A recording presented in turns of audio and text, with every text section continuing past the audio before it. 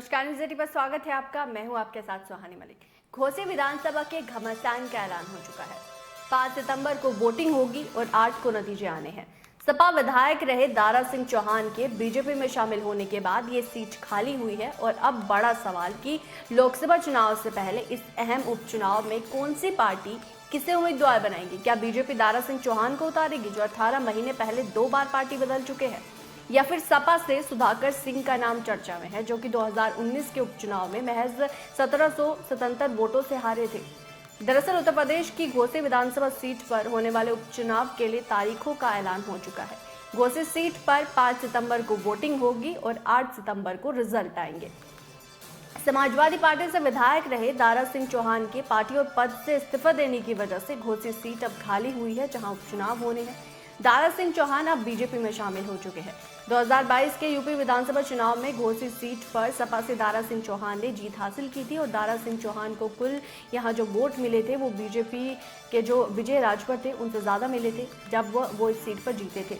इसके अलावा तीसरे नंबर पर रहे थे वो बीएसपी के यहाँ कैंडिडेट रहे थे।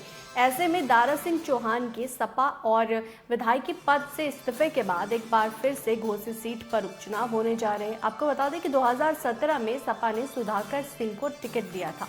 उपचुनाव की तारीख आने के साथ ही उम्मीदवारों को लेकर भी चर्चा शुरू हो गई है। बहुत संभव है कि बीजेपी की ओर से दारा सिंह चौहान पर ही दाव खेला जाए। इस बीच सबकी नज़र सपा पर है कि समाजवादी पार्टी किसे प्रत्याशी बनाती है, क्योंकि अगर हम पिछले आंकड़े देखें 2017-19 के, तो 2017 विधानसभा चुनाव और 2019 में हुए उपचुनाव में सपा ने सुधाकर सिंह को उम्मीदवार बनाया था। वहीं 22 के चुनाव से पहले दारा सिंह चौहान ने बीजेपी से इस्तीफा देकर सपा का दामन थाम लिया था। इसके बाद सपा ने उन्हें घोसी से उम्मीदवार बनाया था और उन्होंने जीत भी हासिल की थी। अब अखिलेश यादव जो है वो पीडीए फॉर्मूले पर काम करे। अखिलेश यादव के पीडीए फॉर्मूले की ये परीक्षा होगी। फिलहाल सपा के सामने इस चुनाव में सीट बचाने की चुनौती है और एक बार फिर से अखिलेश यादव के लिए पीडीए यानी कि पिछड़ा, दलित और अल्पसंख्यक नारी की भी परीक्षा है। हाल ही के दिनों में अखिलेश यादव ने नया नारा या मुद्दा पीडीए के रूप में उछाला है। दरअसल अखिलेश यादव जातीय जनगणना के मुद्दे से पीडीए को जोड़ते हुए पिछड़ों को लामबंद करने की अपनी मुहिम तेज कर चुके हैं। वहीं बीजेपी के लिए फिर से इस सीट पर जीत हासिल करना, क्योंकि बीजेपी करना चाहेगी इस सीट पर जीत हासिल। और 2017 के विधानसभा चुनाव में फागू चौहान ने बीजेपी की ओर से सीट पर जीत हासिल की थी। फागू चौहान के राज्यपाल बनने के बाद 2019 में उपचुनाव हुए, जिसमें बीजेपी से विजय राजभर ने जीत हासिल की थी।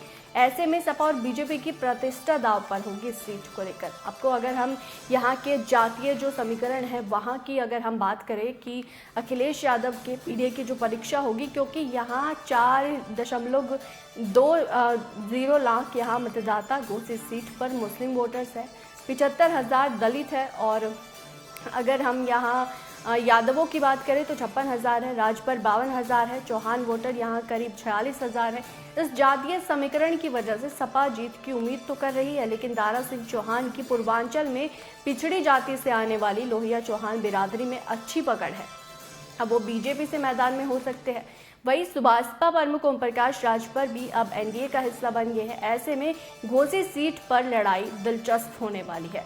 अब ये तो आने वाले टाइम में पता चलेगा, जब वहाँ चुनाव होंगे, रिजल्ट्स आएगा कि ये किसके पक्ष में जाती है। बहरहाल इस रिपोर्ट पर आपकी क्या राय है, आप क्या समझते हैं, वो ज़रूर कमेंट बॉक्स में बताएगा। मेरे साथ फिलहाल इतना ही, मुझे दीजिए इजाज़त। नमस्कार।